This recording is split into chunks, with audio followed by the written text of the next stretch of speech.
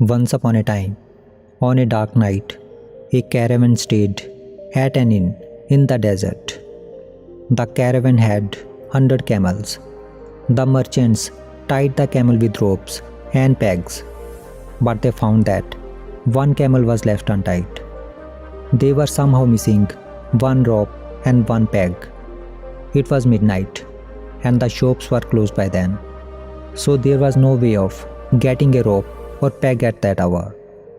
They went to the owner of the inn, woke him up, and requested if he could spare a peg and a rope, as they had misplaced one.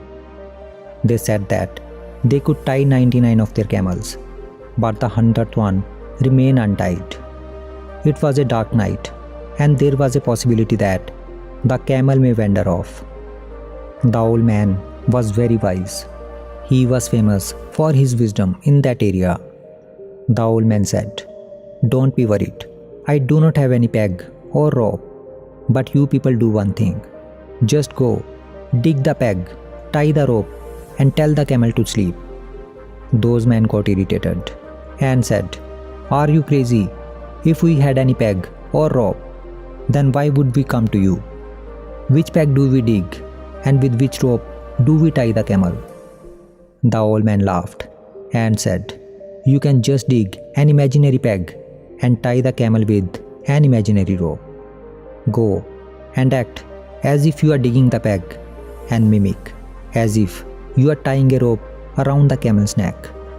It is a dark night. Even men can mislead. This is just an animal. Go and do as I have said. Tell the camel to sleep, and it will." No one trusted the old man, but they had no option. So they went and did what the old man had suggested. They dug a hole, inserted the peg which was not there, and hit the ground with hammer. After that, they acted as if they were tying the rope around camel's neck, the rope which was not there. And surprisingly, as soon as the camel heard the sound of digging and hammering peg as per everyday's routine, it sat down and went to sleep. They were very confused and surprised, but they too went and slept for night. The next morning, they got up early as the caravan had to travel in the morning.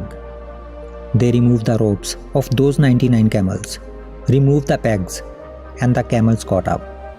But the 100th camel, which was not actually tied, did not get up. They pushed him and tried all possible ways to make him get up, but in vain. The camel did not get up.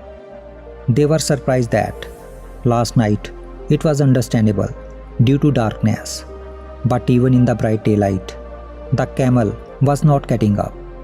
They kept on pushing the camel, but camel did not budge. They went in and asked the old wise man what magic he has done on camel that he was refusing to get up. The old man simply asked, "Did you remove the peg and untie the rope?" But the man said which peg they should remove and which rope they should untie. None of these is there. The old man laughed and said, "The way the camel was tied last night, it will have to be untied in the same way. Do exactly what you did last night. Just act to remove the peg and untie the rope." The merchants were helpless, so without further argument, they went and made some noises as if they were removing the peg. Then they untied the invisible rope, and suddenly the camel stood up and it was ready to go. They all were surprised. They went back to the old man, thanked him, and said, "You are truly great. You have deep knowledge and insight about camels." The old man smiled and said, "No, I did not find an answer of this situation by studying camels. I was able to suggest this by knowing the human mind and its behavior." If we see in our lives, we will find that the man is tied up with such pegs which are non-existent and with such ropes which are not there. Someone tells us that you can't do this, you are not capable of doing that, and we accept it to be a truth. We get tied to those ropes and those pegs which are actually not there. Throughout our life, we remain stuck with it and keep screaming. We think that I can't get up.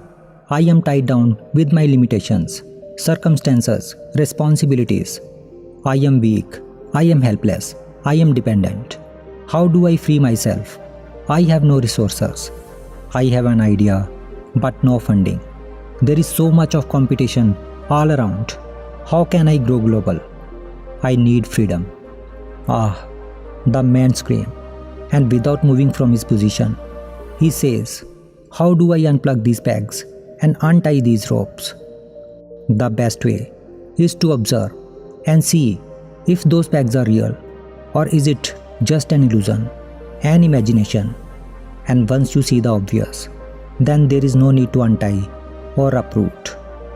In essence, we just need to liberate ourselves from self-imposed limitations, embrace our true potential, and recognize that the key to unlocking our capabilities lies within our own understanding and perception.